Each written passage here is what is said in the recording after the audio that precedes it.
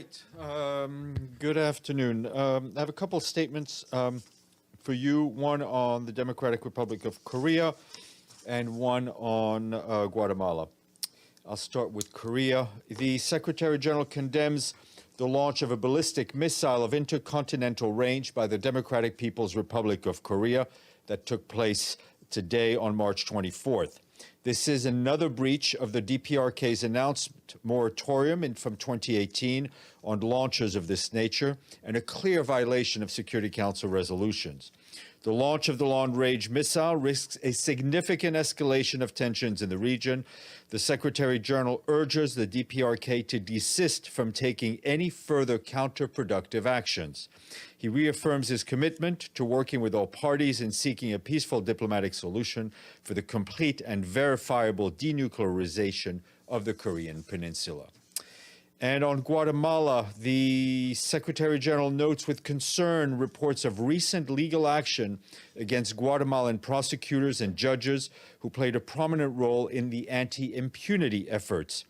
The Secretary General recalls the important contributions of dedicated public officials in the justice system and, during the period of operation of the International Commission Against Impunity in Guatemala and its personnel to the fight against impunity and towards eradication of corruption in Guatemala, as well as strengthening its institutions. This contribution has been consistently recognized by the Guatemalan authorities, human rights defenders, and international community. Amid reports of questioning the independence of justice and criminal prosecution in Guatemala, the Secretary General welcomes the Attorney General's call that took place on 16th February for a visit to the country by the Special Rapporteur on the independence of judges and lawyers. That statement is upstairs. And today, as you know, marks 1 full month of the war in Ukraine, one of the most rapidly deteriorating humanitarian crises of modern times. The main humanitarian challenge remains the safe, secure access into areas where civilians are trapped in ongoing fighting, such as Mariupol, and safe passage out. Just want to highlight what the work of a number of UN agencies. The UN Children's Fund said today that 4.3 million children have been displaced in the last month in Ukraine. That's more than half of the estimated 7.5 million children in Ukraine. The World Health Organization warned that the war has had a devastating impact on Ukraine's health system, severely restricting access to services and triggered an urgent need to treat trauma and chronic conditions. Destroyed health infrastructure, disrupted chains of medical supplies now pose a grave threat to millions of people. WHO opened an operations center in Resnau in Poland and developed a pipeline of trauma supplies to most Ukrainian cities and sent already 100 metric tons of medical equipment over the border to health facilities in Ukraine. WHO said that some 36 metric tons of supplies are currently on their way to Lviv, with an additional 108 waiting to be dispatched, consisting of trauma supplies, medication for chronic diseases, pediatric drugs, and blood transfusion supplies. In all areas where security permits, including in the East, we, along with our humanitarian partners, are providing assistance. Since the war started, WFP has distributed 644 metric tons of food to 520,000 crisis-impacted people in Kiev and Kharkiv.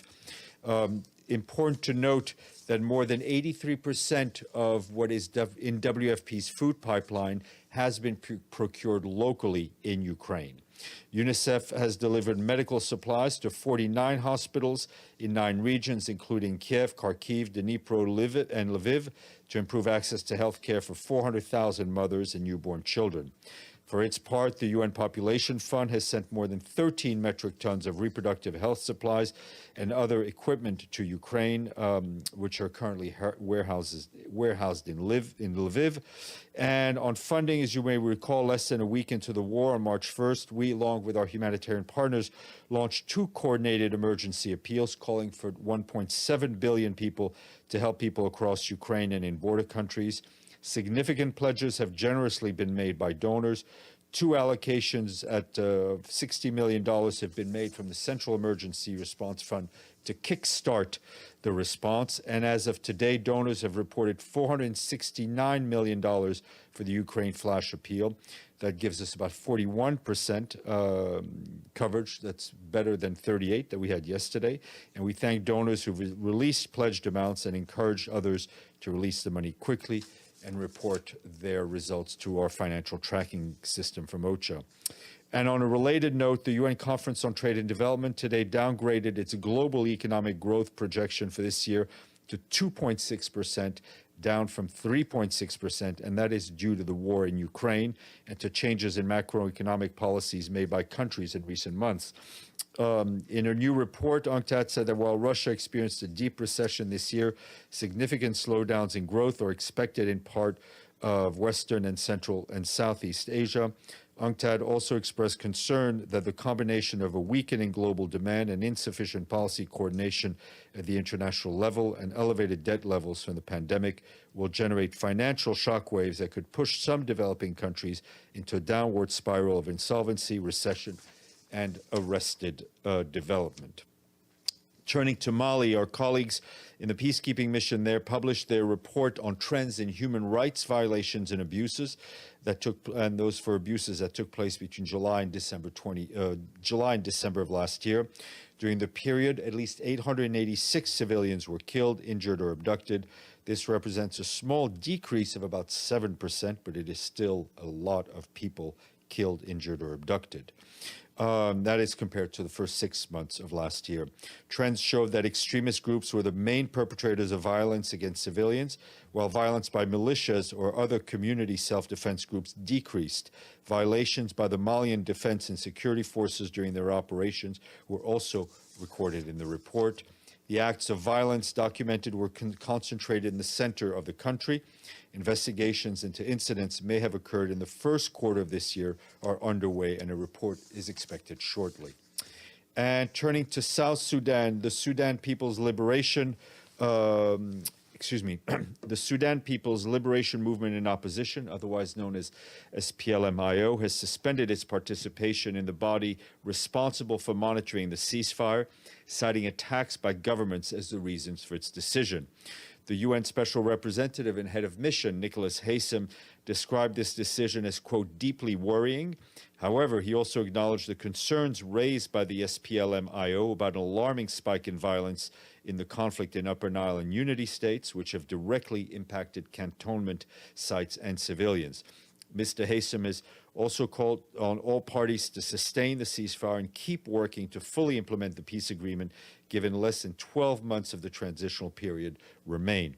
He is further urging parties to put aside their differences on the larger interests of peace, progress, and prosperity. The mission is continuing to engage with communities and authorities in the volatile locations to prevent further escalation of violence and to support humanitarian partners delivering aid to those in need. And the Special Envoy for Yemen, Hans Grunberg, concluded today the third week of bilateral consultations with Yemeni stakeholders in Jordan, in Amman. Participants emphasized the importance of regional and international support for ensuring the success of any future political process. They highlighted the need to address humanitarian and economic issues that could help alleviate the suffering of all Yemenis, including addressing marginalization, the release of detainees, and the reopening of airports, seaports, and roads across Yemen, opening humanitarian corridors and supporting the national economy, the equitable distribution of resources, and unifying monetary policy countrywide. Mr. Grunberg will resume his consultations next month, with details to be announced in due course. And you heard that Geir Pedersen briefed the Security Council today by VTC on the Constitutional Committee's small body talks he's convening right now in Geneva. He said that this week, committee members have discussed draft constitutional tests on 4 titles of constitutional principles. Those are basics of governments, state identity, state symbols, as well as regulation and functioning of public institutions. These are important subjects, and deliberations have not been easy, he said. He said for the next 24 hours will help us see how we move forward. Serious attempts should be made by all delegations to begin to narrow the differences. Also briefing was Martin Griffiths, the Emergency Relief Coordinator who said that each month the humanitarian situation becomes bleaker. There are 12 million people considered food insecure in Syria, while food prices have hit record highs each month for the past 5 months. This has led to communities to rely on coping strategies. He said 71% of communities are reporting child marriage, while 84% report child labor. And you will have seen that yesterday we issued a statement on Somalia in which the Secretary General strongly condemned the attacks that took place yesterday on the compounds located inside the Aden Ade International Airport in Mogadishu. He expressed his condolences to the families of the victims and wished a speedy recovery for the injured, and called for the perpetrators to be brought to justice. The Secretary General also expressed his full solidarity and support of the UN with the government and the people of Somalia in their fight against terrorism. Unfortunately, 2 UN subcontractors were killed in yesterday's attack. We have more than 900 staff in Mogadishu, and thank God they were all accounted for. Quick update in Tajikistan, where our team there is boosting response to support authorities to address the need of over 14,000 refugees and asylum seekers, nearly all of them from Afghanistan. This is coordinated by the UN Refugee Agency in close collaboration with Sezin Sinagoglu, the resident coordinator and head of the UN team there. The team is mobilizing $40 million through a refugee response plan for this year, bringing together more than 30 humanitarian and development partners, including UNHCR, WFP, IOM, UNICEF, UNFPA, WHO, UNDP, and UNODC. The team also provided school assistance to 860 children, legal support to over 4,000 people, and food packages for around 13,000 refugees and asylum seekers last year. Our UN team also worked with authorities to include refugees in the national COVID-19 response. The International Day for the Right of Truth Today is the International Day for the Right of the Truth concerning gross human rights violations and for the dignity of victims. In his message, the Secretary General says the day reminds us that truth is a powerful light, and when the light of truth is extinguished, societies are plunged into a dark world of threat, lies, and mistrust. Today is also World Tuberculosis Day. This year's theme is Invest to End TB, Save Lives, and it conveys the urgent need to invest resources to ramp up the fight against TB and achieve the commitment to end TB made by global leaders. WHO notes that each day more than 4,100 people lose their lives to TB, and close to 28,000 people fall ill with this preventable and curable disease. And lastly, you saw that last night we also issued a statement in which the Secretary General said he was deeply saddened to learn of the passing of Dr. Madeleine Albright. The Secretary General said that she was a trailblazer, a role model, and a champion of multilateral action and international cooperation. Escaping Czechoslovakia as a child on the eve of the Second World War, she rose to become one of the most influential U.S. foreign policy leaders of her time. And her life, he said, is a powerful testament to the invaluable contributions refugees bring to the world, the countries that welcome them. Adding, he is always struck by her wise counsel, deep experience, and unique insights, abiding humanity, warmth, and wit. We all send our heartfelt condolences to all Dr. Albright's family, friends, and colleagues.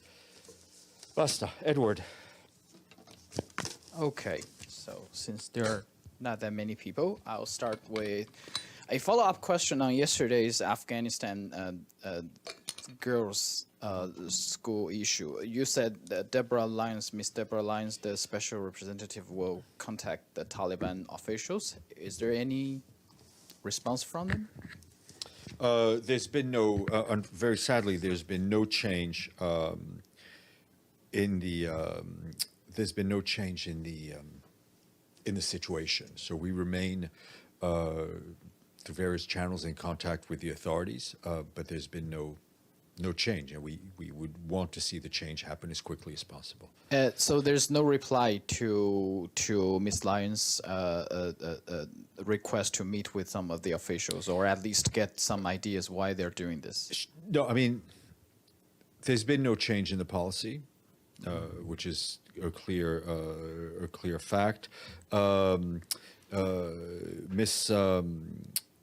Miss Lyons will be also going to Doha, where she will meet with a number of interlocutors, including some Taliban interlocutors.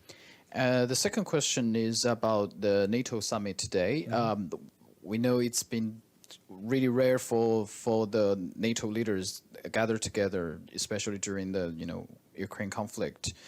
Would there be any message from the Secretary General to those leaders? Because basically, NATO is the big issue. That one of the issues Russia started this special military operation. Look, we have no more insight than anyone else as to why this war started.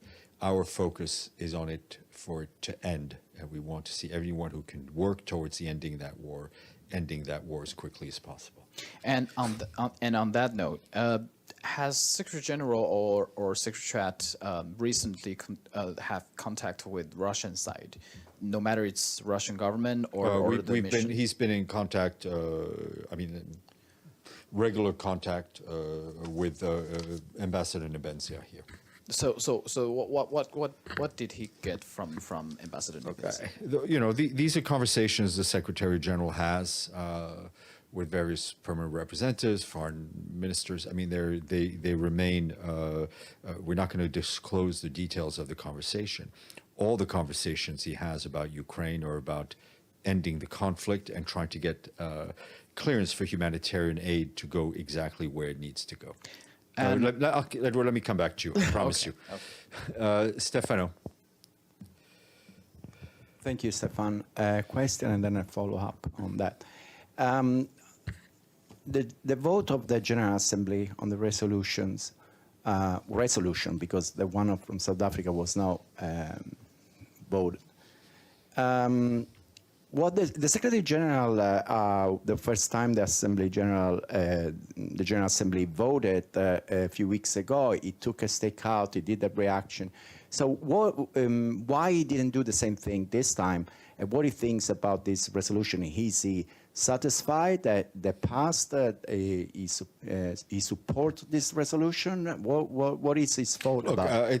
It's not for the Secretary General to support or not support resolutions passed by legislative bodies of this organization. The resolution is clear. It asks for Martin Griffiths to report back. It asks for the Secretary General to regularly also come back and brief the General Assembly. He will do so. I mean, obviously, the votes in favor of of both resolutions are very clear. I would let you do the analysis, but we will continue with our humanitarian work. I translate this saying that there is very satisfied that we passed this resolution for the way you describe it. And then it was a follow-up on the NATO question. Specifically, today, the NATO stressed again the fact that it will provide more weapons to Ukrainians, and also said it again that any country can choose what alliance want to be, and so practically left the door open for the future for eventually Ukraine enjoying NATO. Now, specific on the weapons, does the Secretary General think that providing the Ukrainians at the moment with military help is helpful or not? Look, what is clear is that every member state has a right to self-defense. That's in the charter. It's clear. Our different institutions have different focus. Our focus is on the humanitarian end, also keeping in mind the longer-term development challenges that Ukraine and the region will have to face when this war concludes, right? Whether it's now or later. And then, of course, our overarching focus is on getting involved and pushing the diplomacy. I'm going to go to the screen, then I'll come back. Evelyn, and then Oscar.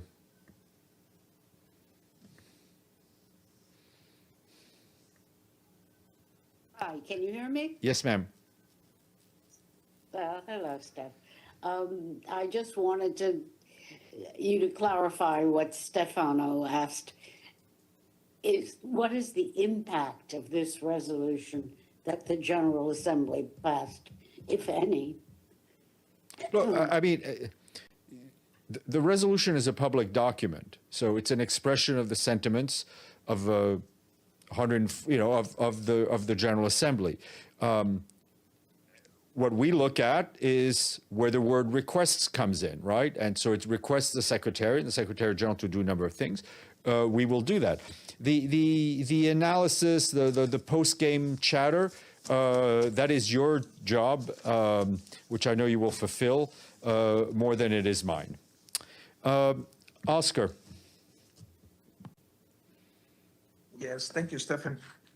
Stephane, just to follow up my question that I asked before about the violence against social leaders and human defenders in the country, can you please elaborate on how the UN is reacting in this continuously violence with the absence of effective measures by the Colombian government to guarantee the exercise of civil rights in the country? So let me get back to you. I don't have anything more to say than I would have already said on Colombia, but let's see what else I can get for you. Edward? Just now you mentioned about the prediction of the world economy growth from 3.6% to 2.6% due to the Ukraine conflict. Today, the Chinese ambassador also mentioned, he said, and I quote, ever escalating implementation of sweeping non-discriminatory sanctions have caused and will further cause a huge impact on global economy and especially affect developing countries. We saw some reports that now some countries, they're talking about secondary sanctions, which means not only Russia, but companies and countries dealing business with Russia could also be sanctioned. What's your, because we know it's not UN sponsored sanctions. So what's your reaction on this kind of sanctions, and how do you see the impact of these kinds of sanctions to the global economy? I would I would have you take a look at the UNCTAD report, because that's what I was quoting. So I think you could look at their analysis. On the issue of sanctions, where our principal position, Secretary General's reiterate that we have always called for any sort of sanctions to avoid, to be targeted and to avoid hurting people. And that's what he said a number of times in the Security Council. Okay, Paulina. Your turn.